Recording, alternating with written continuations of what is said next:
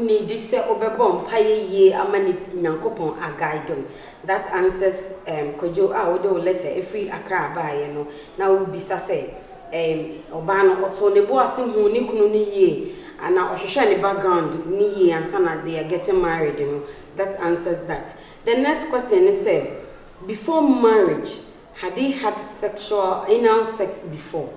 Obi person bisa say send your oba no sa adwene ba ni tim and send no mo be ware na no mu date no and I say before obenyem no ni kunu no oma ye bi da na because ade a wunye bi da die ebe ye de na wote wa aprekope wo be decide say me tumi ma me kunu mfa manim dia na me ma na fa me to no so out of a blue moon wa accept say any me so despite me caliber say me yes of despite the spiritual implication and the medical implications still am fa auto into obi bisa say before as oba na banyim no na oni ni kunu no omo wo hwa se ne asem yi koi na wo hwa wo de wa de esusu adade na oma ye bi da na se me de madwin budia se mbi kan say say question we say ne se ka oba na ka say wan kono na so answer this question na de mi ntwa wano in fact oba na ye ne buy but for some reasons inti wantimi ambetini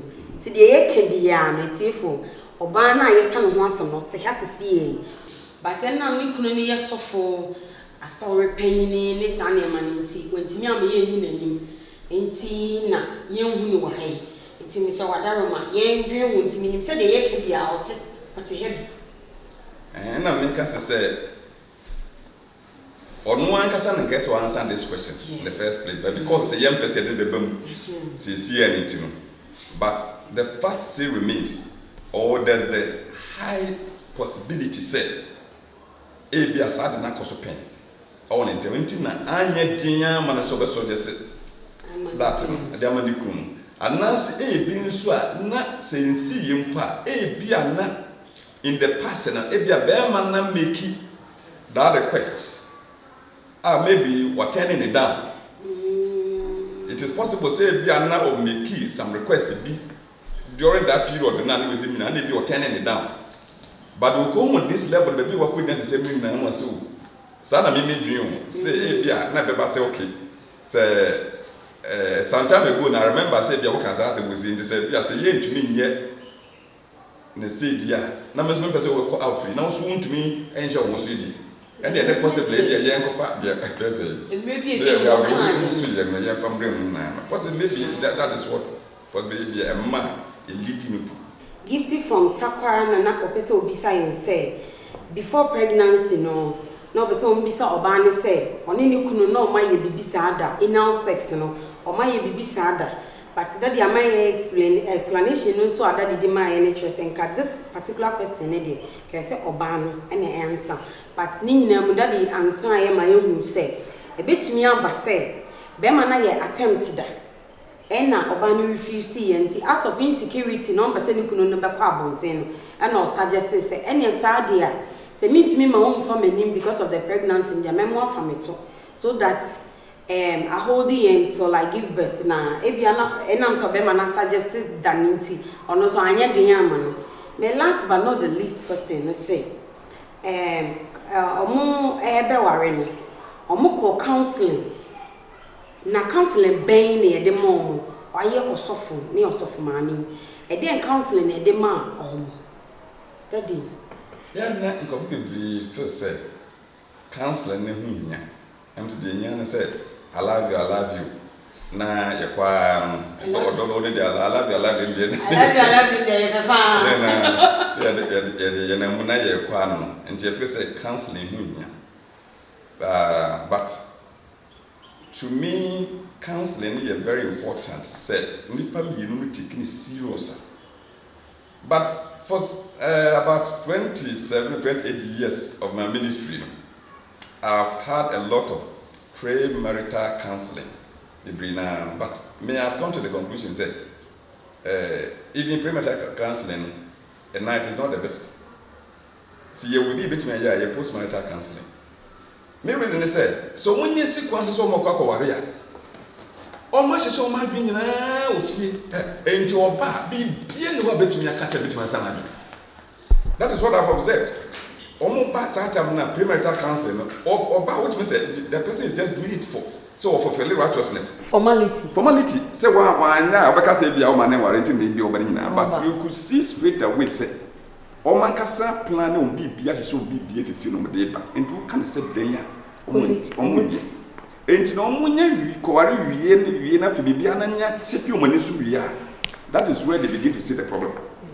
Enti me more the middle of this now been suggesting say me nkase and cancel premarital counseling, but me say baby I say a man more education here postmarital o man ware ye wie no afi problem na start say eba maybe this time do case of it, but before that time do case on until me nim say o man kasa na more ba so no o yo sofo and obi na eba won na o cancel so cancel na be mo obi no and as obi na ware say kwa na buy na ka between. Why can't you cancel yourself in the same way? So, it is a me, and as I say, me buy. And I answer me put an example say, ever since I'm married, I don't catch them when I say, me in fact, me my third person enter my worries. Yes, I am. Me no have your could be a but say, you couldn't be a send me a master and then you couldn't be a. Na so mun tumi ha nobody be say me so me metimi provide a friend say answers and a solution to them at the time me to provide solution to my yankaza me na and I thank God say Adam dey share between na even though ya kwa kodi but we are win na and nobody have ever sat in a win na and because I dey me say me set example say asam na me catch na so onye say ya di obetumi aye dia na ne dia ye dia say me betumi money. For instance, say dem tese so for bi ja na ira ware ya na me tibu na me bisa mo say na wo say what could na omo ko ware no ka say for better for worse till death event wo de better entem no wo de better entem enti no papa wo bone mu wo no do wontem na wo wi ya wo de kudu na wo se me dia de ya do 20 minutes entem dem se ko ja ware. Is this sensible? It's not so sensible. It defies reasoning. It defies scriptural reasoning. So when you say you were software, and then they can say, position and are you different from any other person? So when you lay my person be you different. But one person, you don't even need somebody from outside to come and cancel you. Because there's one person to be cancelled. In natural fact, maybe to make a point blank say me warren some be cancel. Because nobody was software and be warren. Me comes up and then can say now we also from them. I didn't cancel them. Into one person could read a friend say, I saw this and be and go and wait. And he never, my man go canceling. In the rest, he did it. But Miss Man taking it said, because he was soft penny cancer, we know that GDN will move cancer and change him. And then to miss me for chances are. So, into me, my wife to be, and I said, who is now my wife? And we sat down and we did counseling ourselves. Well, there are certain issues we are busy and we answered them and we tried the best. And out of it, and I can say, say me obi ware ne de problem brem say me bua no ne ye settle as I say me nsu say me nsu me ne wife ne problem meeting ya settle with that me bringing a third person and that is what I think says something to me that the won say that see bebre na my last question aban say obi say waye bida but sisi an woman who say enye anal sex. She's also married. Or say Okasa Free UK. Now I'll share our YouTube. Thank you very much, Nana Kwame from the United Kingdom. I'll say what is the medical and spiritual implications of anal sex? We know anal sex is just like homosexual practicing gay. Any gay difference and it is against the principles of God. Because if you certain level, be an design one said, and to nipa, and subset them what? One in the answer. Because of sudden you upon chin, and as upon Chibema, offer a friend saying, upon Chibema, and I mean upon Chibema, offer point Chiba, and offer the truth. And I mean when you are that animal beer. Or meet or never banner have sex or need that apart from say you use to a one and first vagina. Let me put it that way. More crumple to me. I will send Yakupon the Sadnashi Muno say, this is what we must do, and they are doing it here. I then a nipa Yamian boy and send should go contrary to this kind of thing. So, internet and it means that you reduce a certain level, we are far below animals. One big that's a more penny Nasa crossing. And when Nasa Nasa more are you obedient to God than us, and what you city at the Manakopon. And it is an act of disobedience to God. And Nakopons Becca was a man yesterday, we said no implications. And this leads us to the physical implications and medical implications. Many medicine until minimum in some degree, but he himself or more on practice game. Long run, he himself many problems for offense on motor. Bombers what one say or quarter to crana. One say on Timpo be a cyber. Then we know say remember be at about pampers. Or maybe within and is that what he wants for the wife? And then can say. Wouldn't will be a dream or donna who professes so done. If you love your wife, why do you want to put your wife through this? And at the end of the day, the wife who could develop any serious implications, problems be a word network. Will this same person continue marry the person and also be a for? As I say, when you're not 3 months, no one to mean stay. Now, send you problems so on money and send it for the next 2 years and after years, what is going to happen? So, and you know, at least, as I say, a dream will need panel name quan.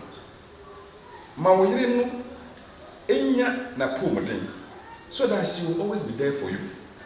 I mean, that is my understanding. And you know, me, the meaning says, it's a soft any balance. A word, dear Oyen. Me, and then that time make us with say, where will be mean answer. Me recommend you when I say Obani Kojawara and so on, but the maker says, so for the Ekenas with Tibia or man and the banners who say what he's doing, it is seriously against normal Christian life.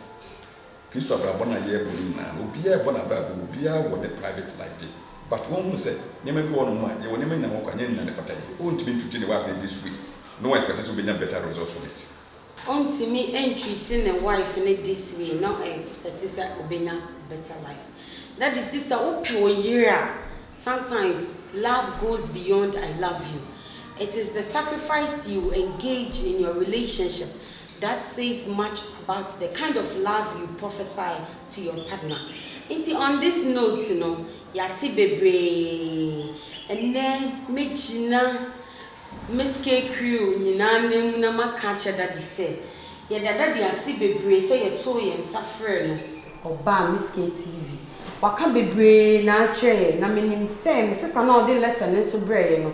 As she is sitting watching us, and she's also grateful.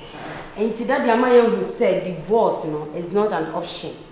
Divorce is not an option. Inti yes sister wo dey letter yi bre ye wo husband.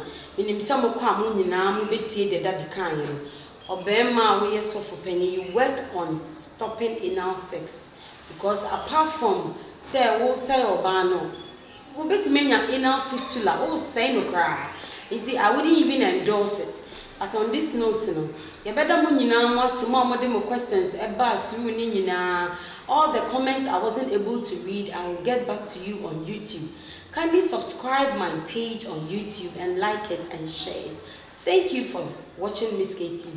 We'll be right back next time. Bye. 1, 2, 3.